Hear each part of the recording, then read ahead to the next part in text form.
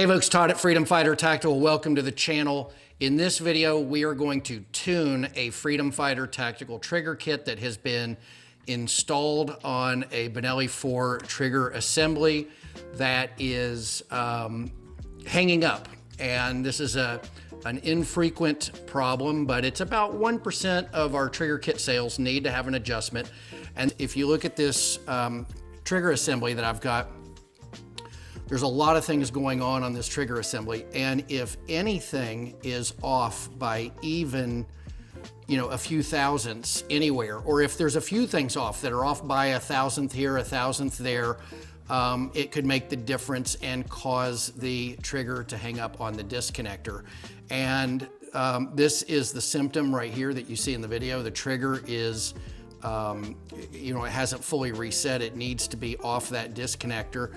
And it's real easy to go in and just adjust it ever so slightly. Let's see here, if I can get my finger in there right.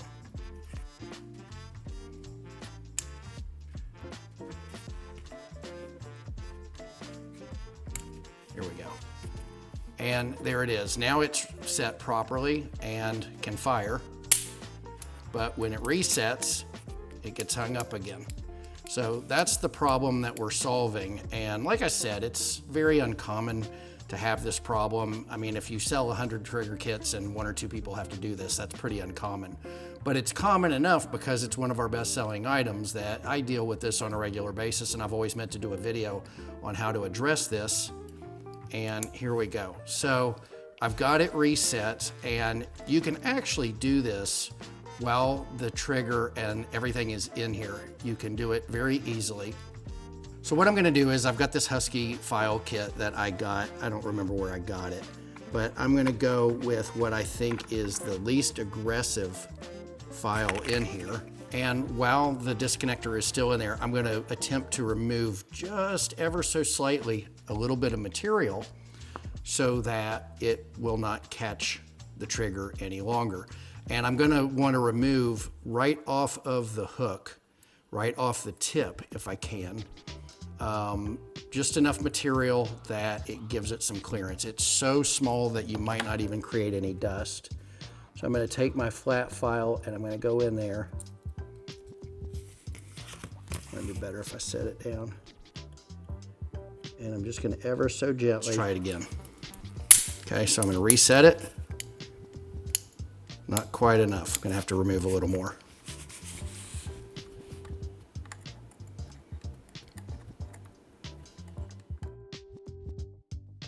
All right, so to give you a better look, I'm going to take my components out of the gun and show you what it is I'm doing. Just ever so slightly, I'm changing and just softening up the surface of the hook. Now you can do this on the hammer as well, and sometimes I'll do it on both. I'll just, soften up the disconnector just ever so slightly, soften up the hammer ever so slightly. And when I put them back in, I want to do my safety function checks. I want to pass that test 10 times in a row.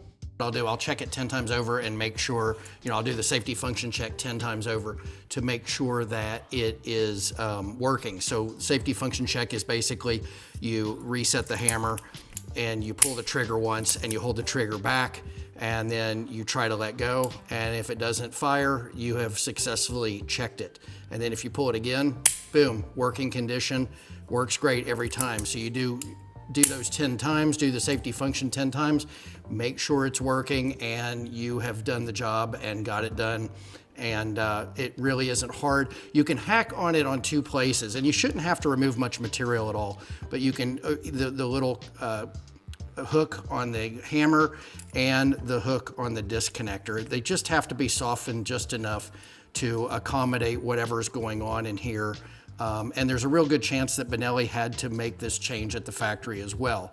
A lot of the times if you drop in OEM replacement pieces, you can get the same thing going. And if that happens, that's because they've made an adjustment at the factory as well. So, and that basically takes the parts out of spec when you do that. So, no big deal. And we've been selling this trigger kit for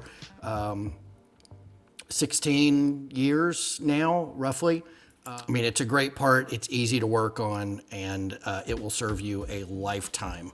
And it's 922R compliant to boot. So anyway, I hope you enjoyed this video. I hope it helped you out in your journey in installing your Traeger kit if you're one of the people that has to do this.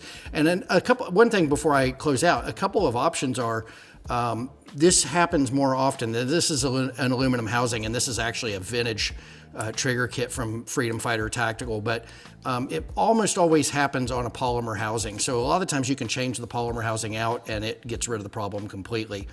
But it's not 100% guarantee. But if not, you can use a file and remove some material and get a custom fit. So either way is going to work for you. Check it out. Let me know your thoughts. Leave a comment below. Thanks for watching. I hope the video helped you out.